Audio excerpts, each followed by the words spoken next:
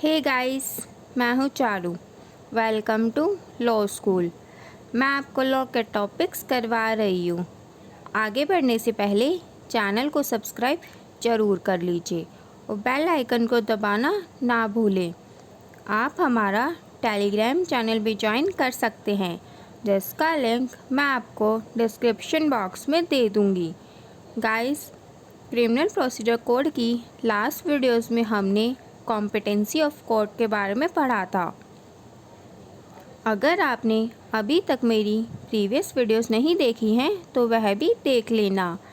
आगे है section 27, जुडिक्शन in the case of juveniles.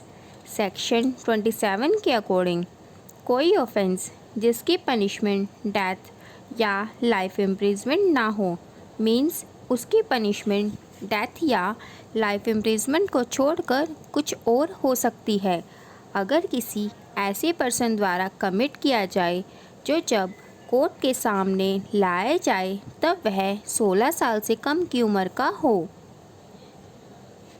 तब वह केस चीफ जुडिशियल मजिस्ट्रेट या चिल्ड्रन एक्ट 1960 में जिस कोर्ट को स्पेशली पावर दी गई है ऐसे केसेस से डील करने की, या कोई भी लॉ जो उस टाइम इन फोर्स में है जिसमें ऐसे यंग ऑफेंडर्स को ट्रीटमेंट, ट्रेनिंग एंड रिहैबिलिटेशन के प्रोविज़न्स दिए गए हैं, उनके द्वारा ट्राई किए जाएंगे।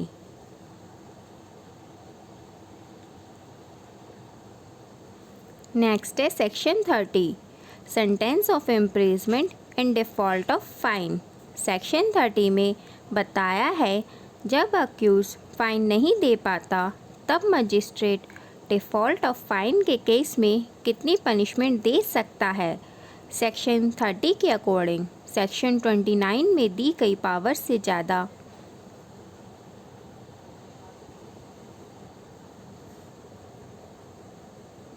मजिस्ट्रेट सेंटेंस पास नहीं कर सकता, और जो उस ऑफेंस की मैक्सिमम पनिशमेंट है उसके 1/4 से ज़्यादा की इम्प्रिजमेंट भी नहीं दे सकता।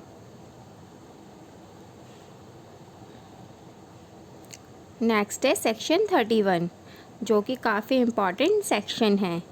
Sentence in cases of conviction of several offences at one trial. Section 31 में अगर एक पर्सन ने सेवरल ऑफेंसेस किए हो तब उसे एक ट्रायल में पनिशमेंट कैसे मिलेगी सब ऑफेंसेस की, इसके बारे में बताया गया है।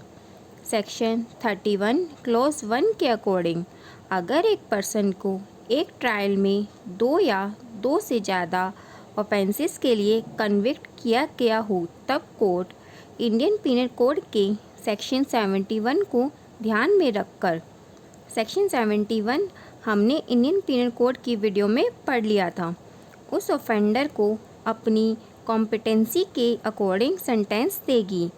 वह पनिशमेंट्स एक पनिशमेंट के ख़त्म होने के बाद दूसरी शुरू होगी, मीन्स कॉन्जिक्यूटिव होगी। जैसे किसी ने हाउस ट्रेसपास कर दिया, फिर थेफ्ट कर दिया और फिर ग्रीवियस हर्ट कर दिया। पहले उसे हाउस ट्रेसपास की पनिशमेंट मिलेगी, फिर उसे थेफ्ट की पनिशमेंट मिलेगी और उसके बाद ग्रीवियस हर्ट की, मीन्स एक के बाद एक पनिशमेंट चलेगी। पर अगर कोर्ट डायरेक्ट कर दे कि पनिशमेंट कंकरेंट होगी तब पनिशमेंट कंकरेंट ही चलेगी, मीन्स एक साथ सब। सेक्शन के अकॉर्डिंग अगर कोर्ट ने डायरेक्ट नहीं किया कि पनिशमेंट कंकरेंट होगी या कॉन्जिक्यूटिव तब पनिशमेंट कॉन्जिक्यूटिव ही होगी। पर अगर कोर्ट ने डायरेक्ट किया कि पनिशमेंट कंकरेंटली चलेगी तब पनिशमेंट कंकरेंटली ही चलेगी। जनरली कंकरेंटली पनिशमेंट की डायरेक्शन के लिए कोर्ट को रीजंस रिकॉर्ड करवाने पड़ते हैं।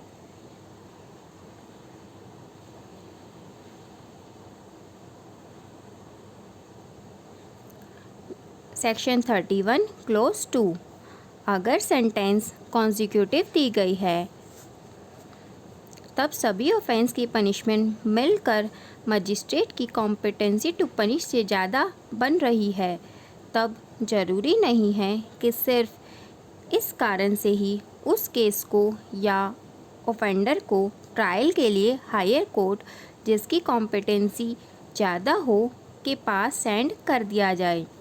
इसकी एक्सेप्शन भी दी गई है। फर्स्ट है, किसी भी केस में पनिशमेंट 16 साल से ज़्यादा की नहीं हो सकती और सभी पनिशमेंट मिलाकर कोर्ट की कॉम्पिटेंसी से डबल से ज़्यादा नहीं दी जा सकती। फॉर एग्ज़ाम्पल, अगर एक ऑफेंडर की सभी पनिशमेंट्स मिलाकर 10 साल हो रही हो पर case judicial magistrate first class के पास हो। सेक्शन 29 क्लोज 2 में हमने पढ़ा था कि जुडिशियल मजिस्ट्रेट फर्स्ट क्लास की कॉम्पिटेंसी टू पनिश सिर्फ 3 साल है और इसका डबल 6 साल हो जाएगा। तो दूसरी एक्सेप्शन के according judicial magistrate first class किसी भी सिचुएशन में 6 साल से ज़्यादा की पनिशमेंट पास नहीं कर सकता।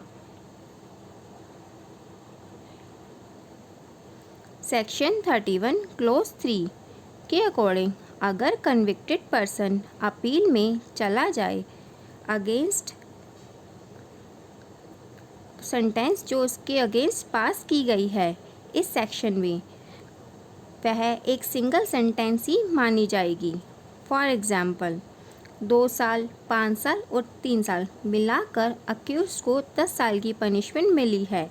कंसेक्यूटिव सेंटेंस, अगर अक्यूज़्ड अपील में चला जाए तो उन सभी की पनिशमेंट का एग्रीगेट मीन्स 10 साल को सिंगल सेंटेंस ही माना जाएगा सेक्शन 31 में।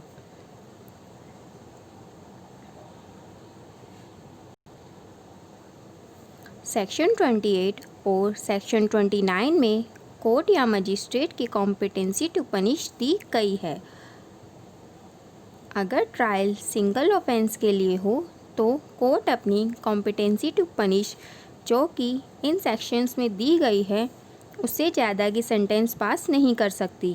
पर अगर केस जॉइंडर ऑफ ऑफेंसेस से रिलेटेड हो तो सेक्शन 31 के वर्च्यू से मजिस्ट्रेट को केस को कमिट या सबमिट करने की ज़रूरत नहीं पड़ेगी, जैसा कि सेक्शन 31 में क्लियरली दिया गया है कि जब 2 या 2 से ज़्यादा ऑफेंसेस का ट्रायल सिंगल ट्रायल में हो तब कोर्ट या मजिस्ट्रेट को केस को अपर कोर्ट जो कि अप्रोप्रिएट सेंटेंस पास कर सकती है उनके पास भेजने की ज़रूरत नहीं होगी। जॉइंडर ऑफ ऑफेंसेस के केसेस में कोर्ट या मजिस्ट्रेट के पास ओरिजिनल पावर से डबल पावर होती है। सेक्शन 31 क्लोज 2 के वर्च्यू से, क्लोज 2 प्रोविजो बी के वर्च्यू से, पर वह कॉम्पिटेंसी भी किसी भी केस में 14 साल से ज़्यादा की नहीं हो सकती, जैसे असिस्टेंट सेशन जज जो कि 10 साल तक की पनिशमेंट पास करने के लिए कॉम्पिटेंट होता है। अगर जॉइंडर ऑफ ऑफेंसेस का केस हो तो सेक्शन 31 क्लोज 2 प्रोविजो बी के अकॉर्डिंग असिस्टेंट सेशन जज की पनिशमेंट डबल मीन्स 20 साल हो जानी चाहिए, पर सेक्शन 31 क्लोज 2 प्रोविजो ए के वर्च्यू से वह 14 साल से ज़्यादा नहीं हो सकती। सेक्शन 31 को हम सेक्शन 427 के साथ रीड करते हैं। सेक्शन 31 के केसेस और सेक्शन 427 हम क्रिमिनल प्रोसीजर कोड की नेक्स्ट वीडियो में पढ़ेंगे। आज के लिए इतना ही। अगर आपका कोई क्वेश्चन हो या कोई डाउट हो तो आप मुझसे कमेंट बॉक्स में पूछ सकते हो। वीडियो अगर अच्छी लगी हो तो लाइक ज़रूर करना और अपनी फ्रेंड्स के साथ शेयर करना मत भूलना। Thank you guys.